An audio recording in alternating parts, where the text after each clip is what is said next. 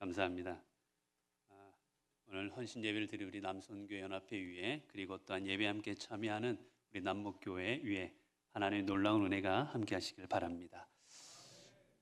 미국에 이런 이야기가 있습니다. 미국의 36대 대통령이었던 린드 존슨이 나사 미 한국 우주국에 방문했을 때 있었던 일이라고 합니다.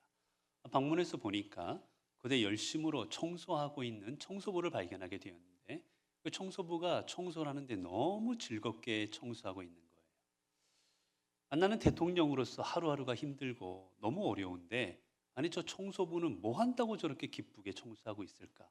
좀 궁금했습니다. 그래서 물어봤어요. 아니 도대체 뭐가 그렇게 즐겁냐고. 아니 청소하는 일이 뭐 그렇게 즐겁길래 이렇게 청소를 즐겁게 콧노래를 부르면서 하고 있느냐고 물어봤습니다. 그랬더니 그 청소부가 대답하는 거예요. 선생님, 저는 일개 청소부가 아니라고. 저는 이 인간을 저 달나라로 보내는데 내가 일조하고 있는 그런 사람이라고. 그런데 내가 저 이 위대한 일을 하고 있는데 내가 왜 즐겁지 않겠냐고 하면서 열심으로 청소를 하고 있더랍니다. 그럼 우리는 주로 일을 하다 보면 우리는 뭐에 관심을 갖습니까? 대통령인가? 아니면 내가 청소부인가? 우리는 주로 내가 뭘 하고 있느냐에 우리는 관심을 가져요. 근데 중요한 건 여러분 그게 아닙니다. 내가 이 일을 어떻게 감당하고 있느냐입니다. 내가 정말 이 일을 하나님께서 주신 일로 알고 열심으로 사명감을 가지고 일하고 있느냐, 아니면 내가 아무리 귀한 직책을 맡았다 할지라도 하기 싫은 마음으로, 어쩔 수 없는 마음으로, 그런 마음으로 감당하고 있느냐. 여러분 사실은 우리의 자세가 중요한 겁니다. 사람들이 살아가는 모습을 우리는 몇 가지로 볼 수가 있어요. 사람들이 어떻게 살아가고 있나 보면 많은 사람들이 살아가는 첫 번째 모습은 이익을 쫓아가는 삶입니다. 뭘 하든지 간에 어디 가면 이익이 될까? 저기 가면 돈 많이 벌 수 있을까? 저기 가면 사업 성공할 수 있을까? 우리는 이익을 바라보며 살아갑니다. 사람을 만나도 저 사람을 만나면 나에게 이익이 될까? 저 사람 만나면 이익, 나에게 별로 도움이 될 것 같지 않은데 모든 것을 이익을 바라보고 그렇게 삶을 살아가는 사람들이 있어요. 많은 경우가 그럽니다. 사업하거나 장사하거나 많은 분들이 그렇죠. 그 두 번째는 성공을 추구하며 살아가는 사람이 있습니다. 뭘 해도 내가 성공해야 되는 거예요.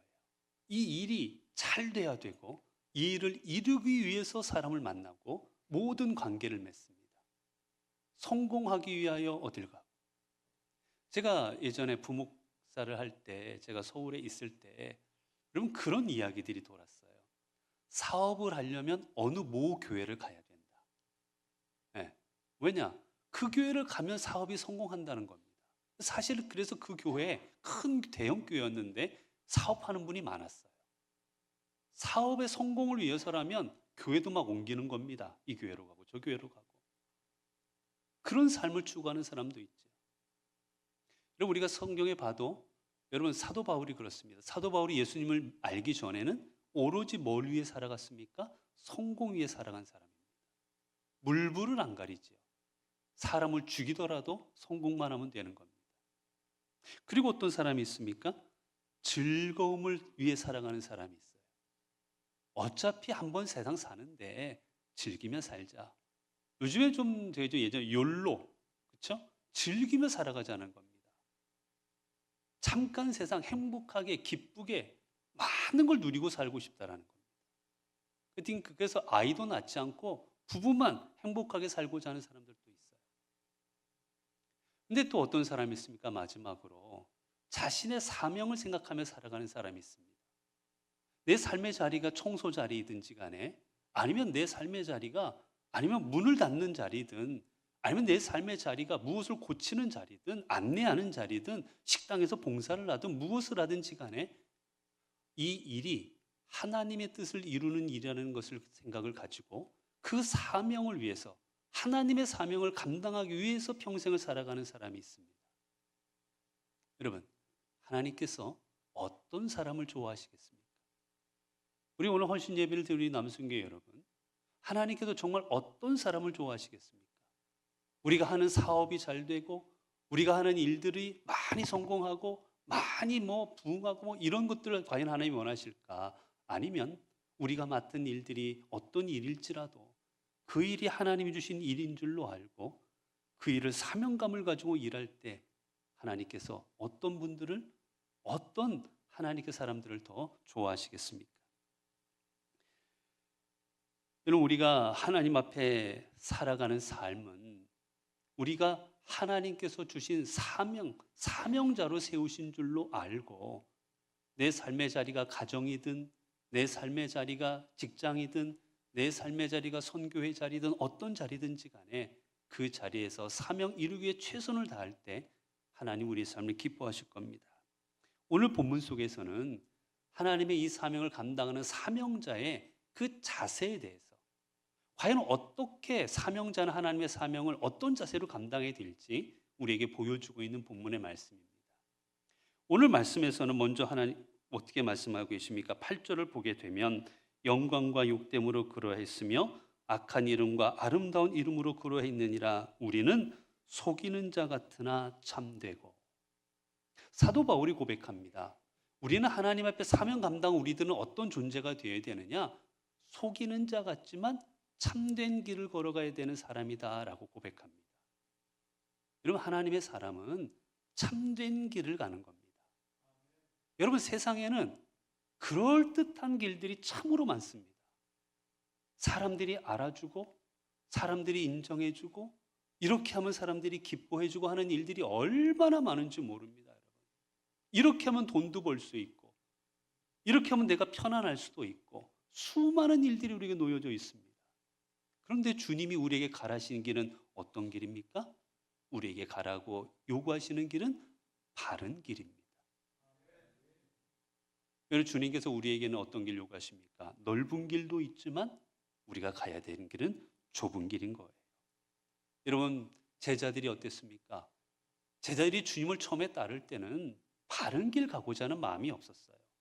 그들의 마음에는 오직 하나, 야, 예수님께서 예루살렘에 올라가시면 왕이 될 텐데 왕이 되면 한 자리 차지해야지. 온통 머릿속에는 그것밖에 없었습니다. 그 예수님께서 예루살렘에 바로 올라가시기 직전까지도 그들이 싸운 게 뭐였느냐? 야, 내가 넘버 1이냐? 내가 넘버 2냐? 넘버 3냐? 첫째, 둘째, 셋째, 그 자리 가지고 싸워요. 자신들뿐만이 아니라 부모까지 동원해서 예수님한테 로비합니다. 우리 자녀들을 예수님의 우편에, 예수님의 좌편에 앉혀주십시오. 이들의 관심은 오로지 뭐였느냐? 오로지 그저 높아지는 것. 오로지 그것뿐이었어요. 바르고 옳고 그런 게 이들이 그걸 생각하고 가고자 한 게 아니었습니다. 여러분, 그럴 때 이들이 어땠습니까? 예수님께서 십자가를 지시게 되자 다 도망가 버립니다. 바른 길을 가고자 하는 마음이 없었을 때 어려움이 닥치자 다 도망가 버리는 거예요. 배반해 버립니다. 예수님을 모른다 부인해 버립니다. 그런데 이들이 그리고 부활하신 예수님을 만나고 그리고 성령을 체험하게 되자 이들의 삶이 바뀝니다. 아, 내가 살아가야 될 삶이 내가 사람들 앞에서 화려하게 사람들 앞에 그런 인정만 이런 삶이 아니라 내가 하나님 앞에 바르게 살아가야 되는 것을 깨닫게 되었을 때 이들은 어떻게 합니까? 자신들이 산에 들인 공회에 잡혀가서 그곳에서 너희들이 복음을 전하면 가만두지 않겠노라고, 너희들이 예수 그리스도를 전하면 다 죽이겠노라고 그들을 협박할 때도 그들은 담대하게 그들 앞에서 복음을 전합니다. 너희가 예수님을 십자가에 못 박았다, 너희가 이 땅에 하나님이 보내신 메시아를 죽였다라고 그들은 담대하게 외칠 수가 있었습니다. 이 길이 옳은 길이고 내 사명이 옳은 길을 가야 되는 걸 깨달았을 때 그들은 죽음조차 불사했던 거예요. 미국 역사에 보면 링컨 대통령이 이제 상원의원에 나올 때가, 선거에 나올 때가 있었습니다. 우리가 아는 것처럼 링컨 대통령은 늘 실패의 대명사지요. 상원의원 나가서도 얼마나 많이 떨어졌는지 모릅니다. 한 번은 상원에 나가게 되었는데 이제 공화당 후보로 링컨이 나가게 되었고 반대쪽에서 누가 나왔냐면 더글라스라는 사람이 이제 민주당 대표로 나왔습니다. 이때 링컨은 하나님 앞에 뭐가 옳은 걸까? 여러 가지를 생각하는 가운데 그는 노예 제도에 반대하는 그런 의견을 표명합니다. 근데 여러분 실질적으로 이 시대 미국에는 이 노예 제도를 백인들은 대부분 찬성합니다. 많은 경우. 왜? 이 흑인들을 자신들의 마음대로 쓸 수가 있으니까 얼마나 삶이 편해요. 그러지 않겠습니까? 사실 백인들은 노예 제도를 찬성하는 사람들이 많았어요. 특히 남부 쪽에는. 그러니까 이 만약에라도 이 링컨이 나는 노예 제도를 반대합니다라고 하면 표를 많이 잃을 게 뻔했습니다. 백인들이 표를 주지를 않을 거였어요. 그럼에도 불구하고 링컨은 나는 노예 제도를 반대합니다라고 표명합니다. 그런데 반대편에 왔던 더글라스라는 사람은 어떻게 이야기하느냐? 아, 나는 각 주별로 알아서 결정하도록 내버려 두겠습니다. 이 주에서는 찬성이면 찬성하는 거고, 이 주가 반대하면 반대하는 거고, 그러니까 어떻게 해요? 각자가 원하는 대로 답이 되는 겁니다. 결국 이 선거에서 누가 이긴 줄 아십니까? 더글라스가 이깁니다. 표를 얻었으니까. 어떤 길을 가야 될지를 생각하지 않고 그저 사람들의 표를 얻는 식으로 더글라스는 나갔기 때문에 그 선거에서는 더글라스가 이깁니다. 그리고 링컨이 낙선해버리고 말아요. 그렇게만 보면 링컨이 잘못된 길을 갔죠. 실수한 겁니다. 그런데 그 얼마 후에 대선이 치러집니다. 대통령 선거가 있어요. 그 대통령 선거에 이번에도 역시 링컨이 공화당 후보로 나옵니다. 그리고 더글라스가 또 상대편 나오죠. 결국 그 선거에서 링컨이 이깁니다. 여러분, 우리는 뭘 할 때 내 앞에 떨어지는 작은 이익, 그것을 위해서 옳고 그름을 우리는 외면할 때가 있어요. 하나님 앞에서도 우리가 어떻게 해야 되는지를 뻔히 압니다. 하나님이 기뻐하시는 게 뭔지도 압니다. 그래도 사람들이 싫어할 것 같으니까, 이렇게 하면 사람들이 안 따라올 것 같으니까, 이렇게 하면 사람들이 좀 뭔가 불평할 것 같으니까 우리는 옳은 길을 가려는 게 아니라 편한 길을 가려고 합니다. 그러나 사도 바울은 우리에게 말하죠. 여러분, 우리가 가야 될 길은 편한 길이 아닙니다. 우리가 가야 될 길은 옳은 길입니다. 예수님께서 십자가를 지고 나아가실 때 여러분 얼마나 예수님을 유혹합니까? 사단이 처음엔 유혹해요. 예수님 보고 그저 나에게 절을 하고 성전에서 뛰어내리고, 자, 이 앞에 있는 돌덩어리를 떡으로 만들어 먹고 편하게 살라라는 겁니다. 예수님은 어떤 길을 걸어가십니까? 아니다, 나는 하나님께서 주신 바른 길을 가겠다라고 거부하십니다. 그리고 그 이후의 삶이 어땠습니까? 늘 유대인들이 주님 앞에 요구한 거는 이거예요. 이적을 행해 주십시오. 먹을 거를 주십시오. 우리에게 기적을 행해 주십시오. 여러분, 그렇게 했으면 예수님은 아주 사람들 앞에 인정받고 편한 삶을 사셨을 겁니다. 그러나 주님은 그 길을 가지 아니하십니다. 주님이 가신 길은 어떤 길입니까? 바른 길입니다. 하나님께 주신 바른 길을 걸어가, 결국 그로 인하여 십자가에 달려 돌아가시지만 그 십자가를 통하여서도 하나님의 뜻을 이루어 가셨습니다. 제가 담임 목회를 하기 전에 제가 부목사 때 한 세미나를 가게 됩니다. 그 세미나를 가게 되었을 때 우리 교단의 유명한 영락교회에서 담임하셨던 임영수 목사님이라고 계십니다. 이 목사님께서 거기 모색골이라는 공동체에서 이제 운영을 하고 계셨는데, 제가 부목사 때 거기 참여를 하게 됐어요. 참여해서 이제 목사님하고 이런저런 이야기도 나누고 훈련을 받게 되었는데, 마지막 날쯤 되었을 때 그 목사님이 저희 후배 목사들한테 이런 말씀을 주십니다. 후배 목사님들, 제가 선배 목사로서 한마디 부탁하고 싶은 게 있다고. 뭐냐고 우리가 귀를 쫑긋했습니다. 그때 목사님 우리에게 주신 말씀이 뭐였느냐? 여러분, 마술사가 되지 말고 목사가 되십시오 라는 말씀을 주셨어요. 이게 무슨 말씀인지 알 길이 없었습니다. 아니 왜 목사한테 마술사가 되지 말고 목사가 되라 하실까? 결국 목사님이 이걸 설명해 주시는 게 이거였습니다. 여러분 이렇게 목회를 하다 보면 마술을 부리고 싶을 때가 많습니다. 교인들한테 이렇게 하면 교인들이 좋아하시고 이렇게 하면 교인들이 막 환호할 수도 있고 인기 얻을 방법을 죄송하지만 목사들은 많이 압니다. 웃기면 좋아하시잖아요. 저 설교할 때 진지한 것보다는 웃기면 좋아하시고 여러분 목사들은 어떻게 하면 인기 얻을지 잘 압니다. 사실 그렇게 하시는 분도 없잖아 있고.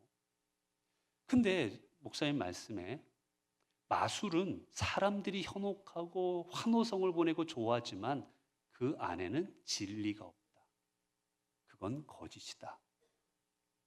하나님 앞에 갔을 때 뭐 하다 왔니라고 물어서 제가 마술하다 왔습니다. 그러면 하나님이 기뻐하실 것 같느냐고.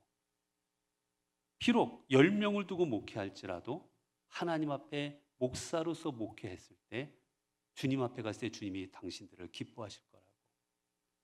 제가 그 말씀이 마음에 팍 꽂혔어요. 그때 제가 결심을 합니다. 내가 평생을 내가 목회는 내가 10명이 될 수도 있고 100명이 될 수도 있고 200명이 될 수도 있겠지만 나는 평생을 목회를 하나님 앞에 바른 길 가는 목회를 해야 되겠다. 인기 얻을 목회, 사람들이 좋아할 목회가 아니라 하나님이 좋아하실 목회를 해야 되겠다라고 그때 마음을 먹었습니다. 사실은 그 노력을 하는 중이지 어려운 사실 쉽지 않은 길이지만 그렇게 마음 먹었을 때가 있었어요. 여러분 우리가 가야 될 길이 바른 길 가는 겁니다. 주님께서 기뻐하시고 하나님이 원하시는 가는 게 그 길이 생명의 길이기 때문입니다. 그 다음에 이제 또 오늘 본문에서 주시는 말씀이 어떤 말씀입니까? 무명한 자 같으나 유명한 자다라고 말씀하십니다. 우리 그리스도인들은 무명한 자 같으나 유명한 자라는 거예요. 전 여기서 여러분에게 말씀드리고 싶은 게 이겁니다. 여러분 우리는 무명한 자가 될 때 유명한 자가 되는 겁니다. 많은 사람들은 먼저 유명한 자가 되고 싶어 합니다.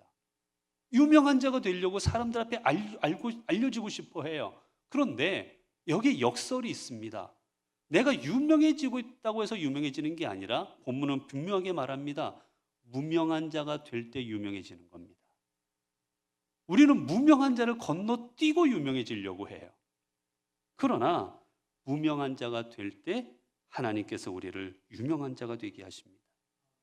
이런 사도 바울이 오늘 이 본문을 쓸 때 사도 바울이 왜 이 말을 썼을까? 여러분 사실 사도 바울은 어떠한 삶을 살아갔습니까? 하나님 앞에 무명한 자로 살아갑니다. 그런데 사실은 사도 바울은 무명한 자가 아니었어요. 그는 가말리엘이라는 아주 유명한 학자 밑에서 공부한 사람입니다. 우리말로 하면 지금 말하면 뭐 학교를 서열화시켜 죄송하지만 서울대 나오고 의대 나오고 뭐 이런 아주 고급 이 시대 최고의 교육을 받았던 사람인 거예요. 그리고 그의 가문도 괜찮았습니다. 그리고 그는 바리새파, 많은 유대인들이 존경하는 바리새파였고 더군다나 그는 로마의 시민권도 갖고 있었던 사람입니다. 모든 사람들이 이 로마 시민권을 어떻게 하면 받을 수 있을까? 돈을 주고 사기도 했던 시민권이었어요. 그런데 사도 바울은 그것을 태어나면서부터 얻은 사람입니다. 그러니까 그는 자랑할 게 얼마나 많은지 몰라요. 그런데 사도 바울은 자신의 삶에 대해서 한 번도 자랑하지 않습니다. 내가 로마 시민권이 있고 내가 이만큼 배웠고 내가 이만큼 가문이 좋고 한 번도 그것 가지고 자랑하지 않습니다. 주님 앞에 오로지 어떻게 살합니까? 무명한 자로 살아갑니다. 왜요? 내가 무명한 자가 됨으로 말미암아 하나님을 유명한 자로 만들기 위함이었습니다. 성경에 보게 되면 성경에 예수님께서 여자가 낳은 사람 중에 가장 큰 자라고 칭찬한 사람이 있는데 그가 바로 세례 요한입니다. 여러분 근데 성경을 한번 구약부터 쭉 돌이켜 보세요. 세례 요한은 기적을 일으킨 적이 없습니다. 여러분 세례 요한이 뭐 병자를 고치거나 이적을 행하거나 여러분 그런 일을 한 적이 없어요. 여러분 모세는 어땠습니까? 홍해를 가릅니다. 반석을 쳐서 물을 내요. 여러분 이사야라든지 엘리야라든지 얼마나 많은 이적들 행합니까? 엘리야 같은 경우에 여러분 얼마나 많은 이적을 행해요. 죽은 사람도 살리게 되고, 엘리사도 마찬가지고 수많은 사람들이 이적과 기적을 행한 그런 모습들을 성경이 보여줍니다. 그런데 다윗도 있고 수많은 사람이 있는데 예수님께서 가장 큰 자라고 말씀하신 사람은 그런 사람들이 아니라 세례 요한입니다. 왜? 이적을 행하고 능력이 있고 권능이 있었던 사람들이 아니라 아무런 능력도 행하지 않았던 세례 요한이 가장 큰 자라고 하셨을까? 세례 요한은 주님 앞에 무명한 자가 되었기 때문입니다. 여러분 성경에 보면 세례 요한에게 제자들이 찾아옵니다. 제자들이 찾아와서 세례 요한에게 말해요. 선생님, 우리에게 왔던 많은 사람들, 그 사람들이 예수라는 분이 선생님이 세례를 주었던 예수라는 분이 저기서 세례를 베풀게 되자 다 거기로 가고 있습니다. 쉽게 말하면 선생님, 우리를 따르던 사람들이 다 예수한테 가고 있습니다. 예수님한테. 어떡합니까? 큰일 났다고 그렇게 이야기하고 있는 장면이에요. 그러자 여러분 세례 요한이 어떻게 말합니까? 그는 흥하여야 하겠고 나는 쇠하여야 하리라. 당연하다. 저 예수님이 흥해야 되고 나는 쇠하여야만 된단다. 이게 내 삶이다. 여러분 세례 요한은 내가 이만큼 이루었는데, 내가 이만큼 사람들 앞에 많은 것들을 선포했는데 사람들이 알아주지 않고 도리어 예수님한테 다 가는 그 상황, 안타까워하거나 불편해하거나 전혀 그렇지 않습니다. 도리어 예수님 앞에 가는 것을 더 기뻐합니다. 왜 그렇습니까? 우리의 삶은 내가 아니라 하나님이 높아지게 하는 게 우리의 삶인 것을 알았기 때문이에요. 여러분, 여러분의 삶을 통해서 누가 높아지길 원하십니까? 여러분이 정말 이름을 대면 누구나 다 알아주고, 여러분이 한 일이 뭔지 세상에 다 알아주고, 여러분이 고생하고 힘들었던 것, 여러분 그런 것들을 다 사람들이 알아주는 여러분 그런 삶을 살아가기 원하십니까? 물론 그럴 수도 있을 것입니다. 그러나 더 중요한 건 내가 한 일을 아무도 알아주지 않고 내가 우리 남선교회 연합회가 얼마나 많은 일, 얼마나 고생하는지를 사람들은 다 몰라줄지라도 오직 주님이 아신다면, 그리고 우리 남선교회 연합회를 통하여 행했던 모든 일들을 통하여 하나님께 영광이 된다면 우리의 일들을 알아주지 않아도 그 일들은 다 정말 하나님 앞에 가장 사명을 잘 감당하는 주님의 사명자의 일들이 되어질 것입니다. 그럼 그 다음에 오늘 본문에 보게 되니까 또 본문에서 뭐라고 말하고 있습니까? 죽은 자 같으나 살아있고 라고 성경은 말합니다. 우리의 삶, 우리 그리스도인들 사명자의 삶은 어떤 삶이냐? 죽은 자의 삶이어야 되는 거예요. 죽은 자. 여러분 내가 산 자의 삶이 되려면 먼저 죽은 자의 삶을 살아가라고 말합니다. 사도 바울이 이렇게 말하죠. 갈라디아서 2장 20절을 보면 내가 그리스도와 함께 십자가에 못 박혔나니 그런즉 이제는 내가 사는 것이 아니요 오직 내 안에 그리스도께서 사시는 것이라. 이제 내가 육체 가운데 사는 것은 나를 사랑하사 자기 자신을 버리신 하나님의 아들을 믿는 믿음 안에서 사는 것이라. 여러분 사도 바울은 고백합니다. 나는 예수님과 함께 십자가에 못 박혔다. 여러분 이게 무슨 말입니까? 나는 죽었다는 거예요. 여러분 십자가에 못 박히면 죽으라고 못 박는 거지 십자가에 달려서 잘 살라고 못 박는 게 아닙니다. 죽으라는 거예요. 십자가에 못 박혔다는 의미는 나는 죽었다라는 의미입니다. 나는 그리스도와 함께 죽었다라는 거예요. 나는 예수님을 위하여 죽었다라는 겁니다. 이것이 무슨 의미입니까? 내가 죽음으로 인하여 내 안에 그리스도께서 살게 하신다라는 겁니다. 여러분 우리는 내가 죽지 아니하면 주님께서 내 안에 들어와서 사실 수가 없습니다. 내가 죽어서 내 자신을 주님 앞에 바칠 때 산 제물이 될 때 그때 비로소 주님께서 우리 안에 들어와서 사실 수가 있는 거예요. 여러분 그래서 로마서 12장 1절을 통해서 사도 바울은 말합니다. 그러므로 형제들아 내가 하나님의 모든 자비하심으로 너희를 권하노니 너희 몸을 하나님이 기뻐하시는 산 제물로 드려라. 사도 바울의 말은 너희가 좀 죽으라는 겁니다, 여러분. 너희가 죽어야 된다는 거예요. 여러분 산 제물이라는 게 뭡니까? 하나님 앞에 바쳐지는 겁니다. 네, 여러분 제물은 살려서 바칠까요? 죽여서 바칠까요? 여러분 제물은 죽이는 겁니다. 죽여서 하나님 앞에 바쳐져요. 제물은 내가 뭐 이렇게 죽겠다, 저렇게 죽겠다, 이런 자세로 죽겠다, 뭐 이렇게 태워달라 아무 말도 못합니다. 그저 죽어서 아무 말도 안 하는 거예요. 여러분 하나님의 사명은 그렇습니다.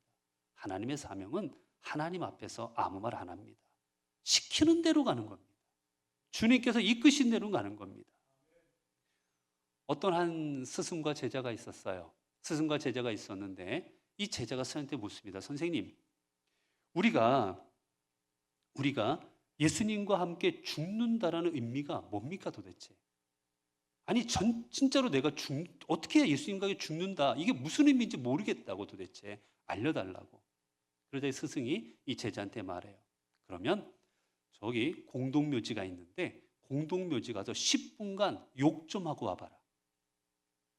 그 제자가 의아했지만 선생님이 시키는 대로 공동묘지에 가서 10분간 뭐 신랄하게 육두문자를 써가면서 열심히 욕했습니다. 그리고 돌아왔어요.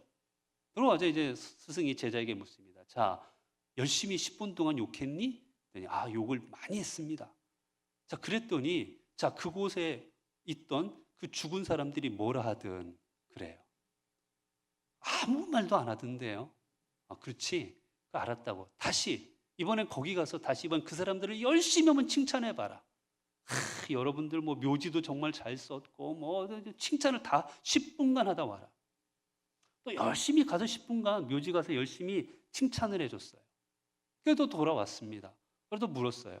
자, 이번에는 또 그 공동묘지 사람들이 뭐라 하든 이번에도 말합니다.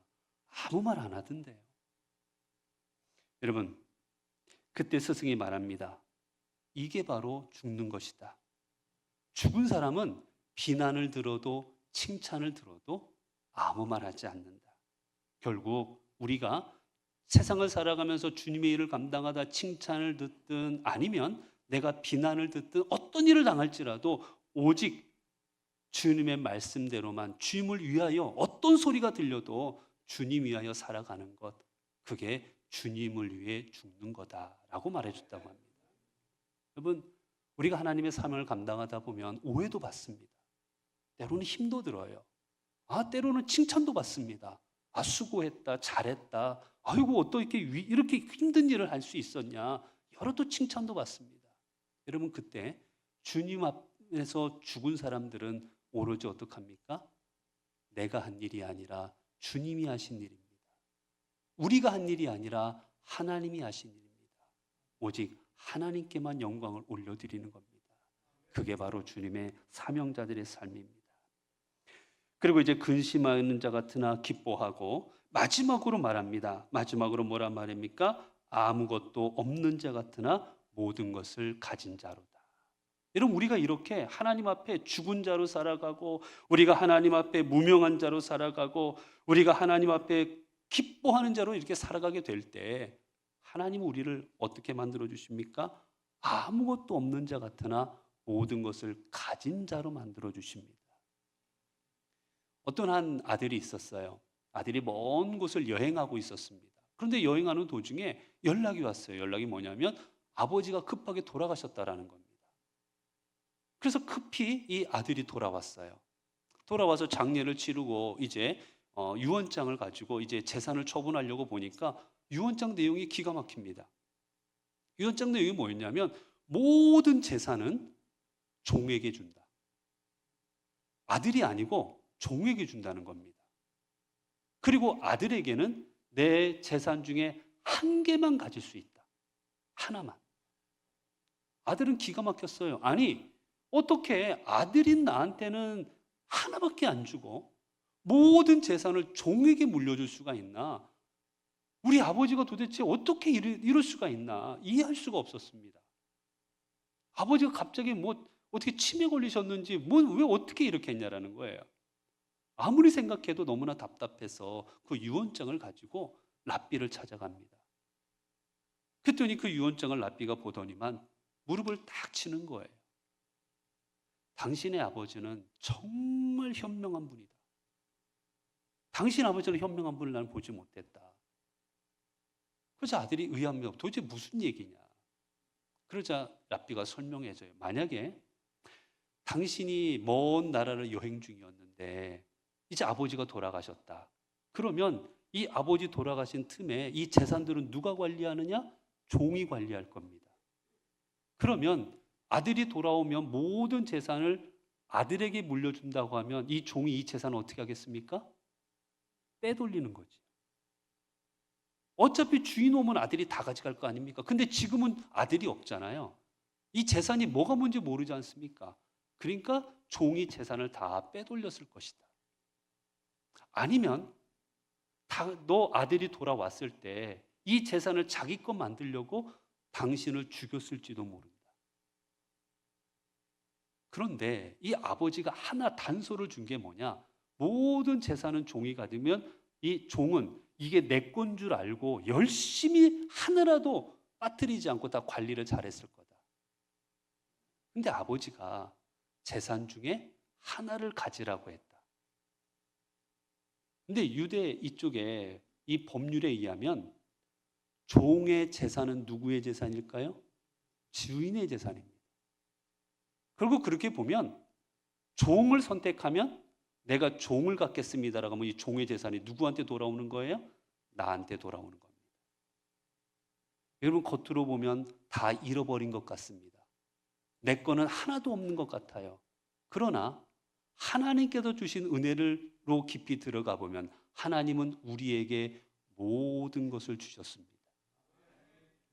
여러분 그래서 성경에 보게 되면 성경에서 이렇게 말합니다. 시편 34편 10절에 젊은 사자는 궁핍하여 줄일지라도 여호와를 찾는 자는 모든 좋은 것에 부족함이 없으리로다.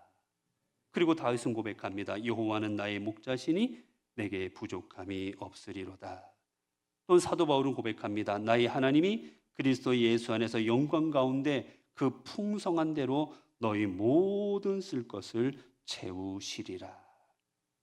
사랑하는 우리 남성교회 연합회 여러분, 그리고 우리 남목교회 성도 여러분, 우리는 모두 주님께서 이 땅에 부르신 하나님의 직분자들이요, 하나님의 성도요, 하나님의 자녀입니다.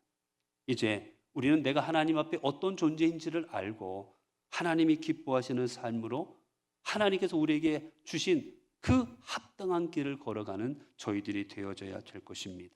비록 세상에서 알아주지 않아도, 비록 사람들이 인정해주지 않아도, 화려하지 않아도 우리가 가는 길이 주님을 위한 길이요, 우리가 가는 길이 하나님이 기뻐하시는 길을 우리는 걸어가야 될 것입니다. 왜냐하면 그 길을 걸어갈 때 그 길로 인해 하나님 우리에게 생명과 우리에게 영광을 허락할 것이기 때문입니다. 우리가 참된 자로, 우리가 무명한 자로, 죽은 자로, 기뻐하는 자로, 아무것도 없는 자로 살아갈 때 우리 주님께서 오늘 본문의 말씀처럼 우리를 진정 주님의 능력을 체험하는, 주님의 은혜를 체험하는 하나님의 귀한 삶으로 우리들을 이끌어 주실 것입니다. 기도하겠습니다.